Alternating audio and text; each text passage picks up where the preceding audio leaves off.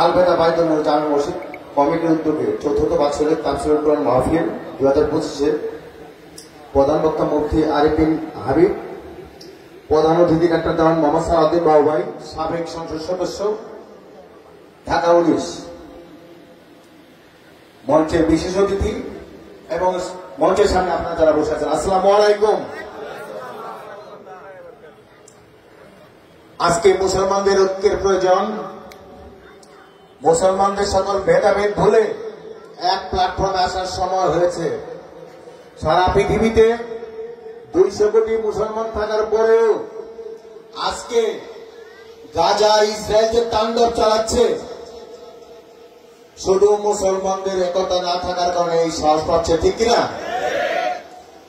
আমরা চাই সারা বিশ্বের মুসলমান এক কাতারে আসুক, একযোগে এটার প্রতিবাদ করুক এবং গাজা এই নৃশংস হামলা থেকে রক্ষা পাক, গাজার মুসলমানরা রক্ষা পাক। পাশাপাশি বাংলাদেশের ধর্মবান মুসলমানদের একটা ঐক্য থাকা দরকার। বিগত ফ্যাসিস্ট আমলে যেইভাবে ইসলাম, দাড়ি টুপি এসবের উপরে অত্যাচার হয়েছে, তার জন্য যারা এই অত্যাচার, অনাচার, জুলুম করেছিল, তাদের পক্ষে কি আর থাকা যায় মুসলমানের?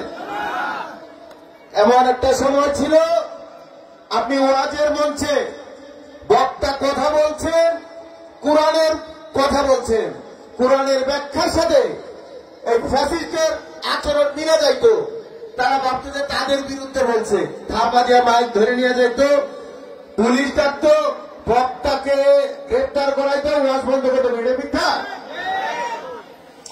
আমরা এমনও দেখেছি বায়তুল মুকাররমে নামাজরত মুসল্লির উপরে টিয়ার সেল ছাড়ছে, মুসল্লিকে সমানে লাঠিচার্জ করছে, নামাজরত মুসল্লি গ্রেপ্তার করে নিয়ে গেছে এবং দীর্ঘদিন তার কোনো খোঁজ খবর পাওয়া যায় নাই। হয়েছে না এমন?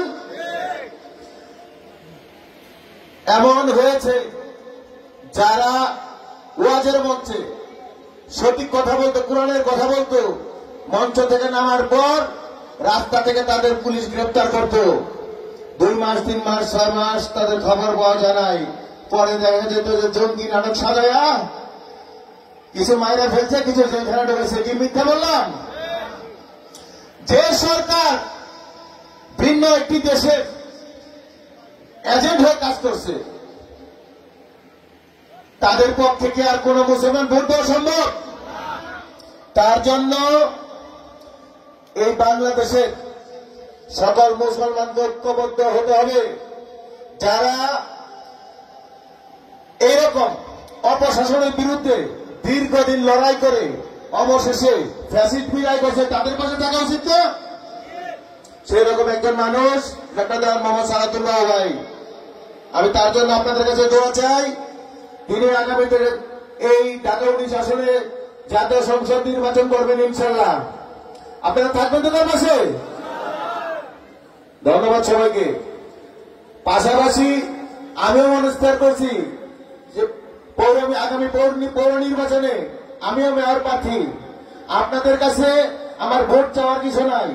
আমি বাবুভাইয়ের সামনে বললাম, আমার কাজ, আমার কর্ম, আমার আচার আচরণ যদি ভালো লাগে তাইলে আপনারা আমারে ভোট দিয়েন, ঠিক আছে?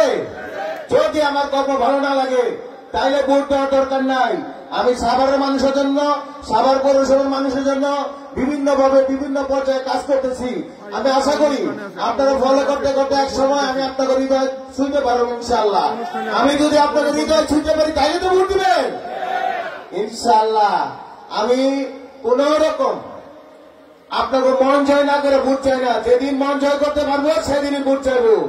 ধন্যবাদ সবাইকে। ধন্যবাদ এই রাজমহল, এই এলাকাবাসীকে, এই মসজিদ কমিটিকে আমাকে অতিথি করার জন্য। ভালো থাকবেন সবাই। আসসালামু আলাইকুম।